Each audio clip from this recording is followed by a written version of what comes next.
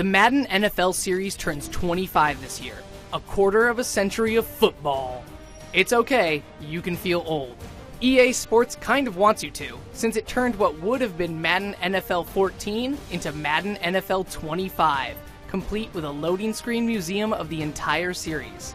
There's an awful lot of nostalgia built into this game, which ironically has not seen a lot of change since last year's Madden NFL 13. Offense lines up here. 1st and 10. To the ground here. Left side. What a run by Peterson. They rip off the long running play early in this game. EA made a lot of great changes to last year's Madden, so it's expected that all of that remains. The orchestral scores, the streamlined menus, the effort to make the game look and feel like an NFL broadcast, it all comes together excellently. Hell, even the ridiculous amount of sponsorship tacked onto everything is so in line with the actual NFL that it feels good somehow.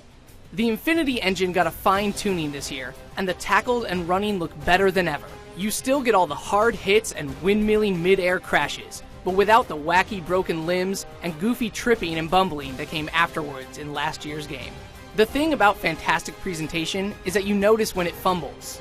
Cool things like a fantasy Twitter stream about the entire league is awesome, until it starts saying your team barely scraped by in a game that you won by 3 touchdowns.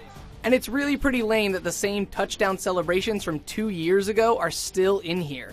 It's noticeable, and it's disappointing that these players are literally partying like it's 2011.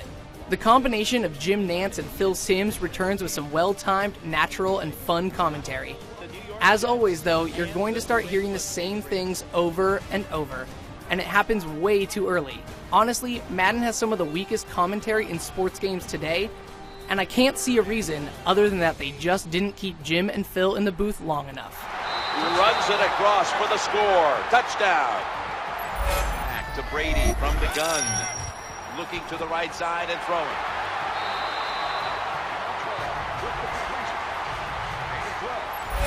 This year, the focus has been on the running game and the new precision modifier. All new spin moves, dives, and hurdles make an awesome running back or tight end a veritable superhero on the field. Leaping over a tackle and charging into the end zone, or using the right stick to juke past 2 huge linebackers, are some of the most fulfilling football gaming experiences in recent memory. And since being a super mobile quarterback is the new hotness, there's a focus on pistol option and run and shoot plays, which means some of those cool new quarterbacks like RG3 and Kaepernick actually play like guys who bring new elements to the field and not just QBs with good stats. Connected Career was the coolest part of last year's game, allowing up to 32 people to play within a single Madden universe in any way they want. It returns as Connected Franchise with a familiar addition, Owner Mode. As a longtime Madden fan, I have fond memories of this feature last seen in Madden 11, which allows you to take control of the entire franchise. It gives you a fine level of control over setting everything from ticket prices and merchandise to deciding what concessions you serve in the stadium. You can even upgrade the stadium or build a new one. And hey, if you're going to build a new one, may as well move cities, right? Want to take the Buffalo Bills to Mexico City, rename them the Golden Eagles, and give them a bright-ass uniform? You can do it, but you better be able to back it up with some wins or your new fans will tear you apart. Ultimately though, Owner Mode is just an extra metagame on top of Coach Mode, and the novelty of it wears off pretty fast. It's cool that it's back, but it's not a game seller.